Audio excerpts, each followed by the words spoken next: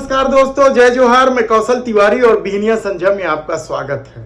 छत्तीसगढ़ की राजधानी रायपुर के लोकसभा क्षेत्र से भारतीय जनता पार्टी के प्रत्याशी बृजमोहन अग्रवाल जलकी कांड में पूरी तरीके से फंस गए हैं। कांग्रेस ने अब बृजमोहन अग्रवाल और उनकी पत्नी सरिता अग्रवाल के नाम एफआईआर दर्ज करने की मांग करते हुए प्रदेश व्यापी आंदोलन छेड़ने की घोषणा की है।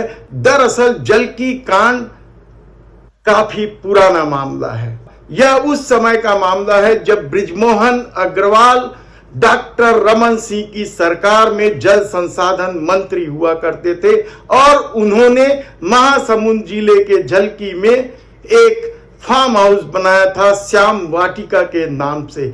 इस फार्म हाउस के लिए जो जमीन खरीदी गई थी उसमें उस जमीन को भी खरीदना बता दिया गया था, जिसे गांव के एक किसान ईश्वर ने दान में जल संसाधन विभाग को दी थी। करीब 11-12 एकड़ इस जमीन को सरिता अग्रवाल यानी बृजमोहन अग्रवाल की पत्नी के नाम पर रजिस्ट्री कराई गई थी और जब गांव वालों को इसका पता चला तो खूब जमकर आंदोलन हुआ था और गांव वालों के दबाव में तत्कालीन मुख्यमंत्री डॉक्टर रमन सिंह ने इस रजिस्ट्री को शून्य घोषित कर दिया था, लेकिन मामला हाई कोर्ट में चला गया। अब जब यह मामला जिला न्यायालय में पहुंचा और बृजमोहन अग्रवाल किस तरीके से दान में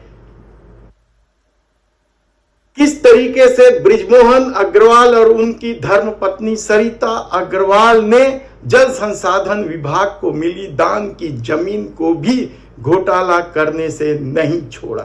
और अब जब फैसला आ गया है तब आगे क्या होगा यह कहना बेहद मुश्किल है, क्योंकि बृजमोहन अग्रवाल की दमदारी के कई किस्से हैं। यहां तक कि राज्य बनने के दौरान जब नेता प्रतिपक्ष का चुनाव हुआ था तब भी उन पर गंभीर आरोप तब लगे थे जब नेता प्रतिपक्ष के चुनाव के दौरान भारतीय जनता पार्टी के एकात्म परिसर स्थित कार्यालय में आगजनी हुई थी, तोड़फोड़ हुई थी। कहा जा रहा है कि बृजमोहन अग्रवाल के समर्थक इस बात को पचा नहीं पाए थे कि नंद कुमार साय को नेता प्रतिपक्ष बनाया जाए, किसी आदिवासी को नेता प्रतिपक्ष बनाया जाए, और इसे लेकर बृजमोहन अग्रवाल सहित भारतीय जनता पार्टी के आधा दर्जन नेताओं को निलंबित भी किया गया था, जिसमें देवजी भाई पटेल सहित कई नाम थे। और इस पूरे घटनाक्रम की हमेशा चर्चा रही, यहां तक कि भूपेश बघेल ने तो यहां तक आरोप लगाया था कि जब तत्कालीन प्रभारी, जब आज जो देश के प्रधानमंत्री नरेंद्र मोदी, वो उस समय भाजपा के प्रभारी थे और बृजमोहन अग्रवाल के खौफ के चलते उन्हें टेबल में छूट जाना पड़ा था। यह बात कोई और नहीं, कांग्रेस के वरिष्ठ नेता और पूर्व मुख्यमंत्री भूपेश बघेल ने लगाया था। जो नरेंद्र मोदी जैसे को टेबल के नीचे घुसने के लिए मजबूर कर दे, उस बृजमोहन अग्रवाल को कोई धमकी दे सकता है, कोई धक्का दे सकता है? इस तरह के किस्से हमेशा चलते रहे। बृजमोहन अग्रवाल की दमदारी के कई किस्से हैं और जलकी कांड को लेकर वे कहा करते थे कि कोई घोटाला नहीं हुआ है, यह कांग्रेस की साजिश है। लेकिन 23 तारीख को जब जिला न्यायालय ने यह फैसला करते हुए रजिस्ट्री शून्य कर दी तो सब कुछ साफ हो गया कि इस पूरे खेल को किस तरीके से अंजाम दिया गया था अपने फार्म हाउस के लिए। राजनीति को पैसे से साधने में माहिर बृजमोहन अग्रवाल को लेकर इतने दिनों तक कांग्रेस आखिर चुप क्यों थी, इसे लेकर भी कई तरह के सवाल थे, क्योंकि फैसला 23 अप्रैल को आ गया था और आज कांग्रेस के प्रदेश अध्यक्ष ने प्रेस कॉन्फ्रेंस तो ली, लेकिन इस पूरे मामले को उनके प्रवक्ता सुशील आनंद शुक्ला ने क्या कुछ कहा, पहले वो सुन लीजिए। कार्रवाई शुरू हुई थी और तो कागजी तौर पर मुकदमा चालू किया गया था, तो मुकदमा 23 अप्रैल को जाकर अंजाम तक पहुंचा है। महासमुंद जिला न्यायालय ने 23 अप्रैल को फैसला दिया है कि भाजपा नेता जो रायपुर लोकसभा क्षेत्र के भारतीय जनता पार्टी के प्रत्याशी हैं बृजमोहन अग्रवाल ने अपने और अपने परिजनों के नाम महासमुंद महासमुंद के तुमगांव के ग्राम झलकी में अपनी पत्नी सरिता अग्रवाल के नाम ग्राम झलकी में जलाशय की जमीन को गलत तरीके से खरीद कर कब्जा किया। 1984 में ग्राम झलकी के किसान ईश्वर प्रसाद ने अपना खसरा नंबर 117 रकबा 4.124 हेक्टेयर यानी लगभग 11 से 12 एकड़ भूमि को सार्वजनिक हित में जल संसाधन विभाग को जलाशय बनाने के लिए रजिस्ट्री के दान पत्र के द्वारा दान दिया था। लेकिन इन्हीं कारणों से उस समय जल संसाधन विभाग ने इस रजिस्ट्री के दान पत्र को का नामांकन नहीं करवाया था। इसे लापरवाही बोली जा सकती है। बृजमोहन अग्रवाल जी कुछ दिनों बाद राज्य के जल संसाधन मंत्री बने, पद एवं गोपनीयता की शपथ ली उन्होंने। उसी समय उन्होंने ग्राम झलकी में जल संसाधन विभाग के इस बांध के समीप भी एक रिसोर्ट बनाया, निजी जमीन खरीद के रिसोर्ट बनाया। लेकिन उन्हें पता लगा कि इस बांध के समीप भी, उनके निजी जमीन के समीप भी लगभग 4.124 हेक्टेयर जमीन अभी भी किसानों के नाम पे दर्ज है, किसान के नाम पे दर्ज है। और उन्हें यह भी पता था जल संसाधन मंत्री होते हुए कि यह जमीन जल संसाधन विभाग को दान दी जा चुकी है। लेकिन जो तकनीकी त्रुटि थी उसका फायदा उठाते उन्होंने फौजी चढ़वाई ईश्वर प्रसाद के 3 पुत्रों के नाम विष्णु, किशुन, कृष्णपाल के नाम और उनसे अपनी पत्नी श्रीमती सरिता अग्रवाल के नाम रजिस्ट्री करवा दी।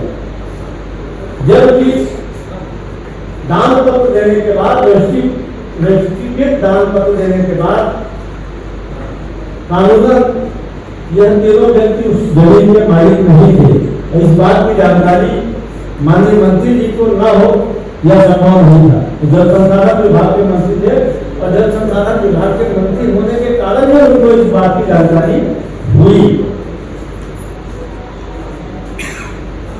जब यह मामला कांग्रेस पार्टी के महासमुंद के नेताओं ने प्रदेश नेतृत्व में उठाया, आनंद फानन में जल संसाधन विभाग ने इस मामले को कोर्ट में प्रस्तुत किया। कोर्ट में इस मामले में फैसला आया 23 अप्रैल को, जिसमें श्रीमती सरिता अग्रवाल पति बृजमोहन अग्रवाल को की भूमि को जो आधिपत्य उसको रिक्त करने का आदेश दिया गया और शासन को 2 महीने में सौंपने का आदेश दिया गया है तथा रजिस्ट्री को शून्य किया गया है। जो हमारे आरोप थे कोर्ट ने उसको प्रमाणित घोषित किया है। कांग्रेस पार्टी यह मांग करती है इस मामले की रजिस्ट्री शून्य घोषित हो गई है। इस मामले में जो भी दोषी है उन सब के खिलाफ कानूनी कार्रवाई भी की जानी चाहिए।